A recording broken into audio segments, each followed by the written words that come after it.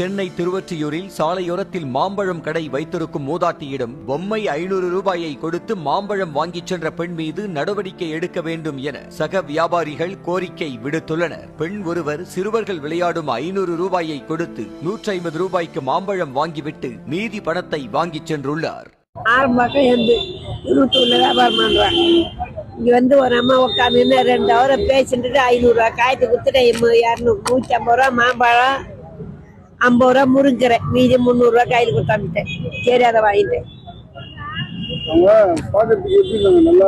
வயசு பொண்ணு நல்ல வயசு பொண்ணு கல்யாணம் ஆகி கள்ள நோட்டு பேப்பர் மேல தாங்க பேப்பர் போல தாங்க.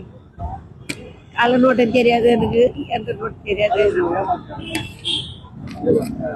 பசங்க வச்சு விளையாடுற நோட்டு கொடுத்துட்டு தெரியாத வாங்கிட்டேன்.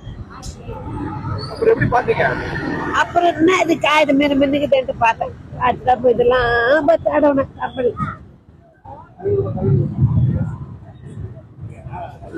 கேன்சர் இருக்கு, ஆட்டு பிராபலம், நுரையீரல தண்ணி இருக்குது, பிபி சுகரு, புள்ளெல்லாம் கிடையாது.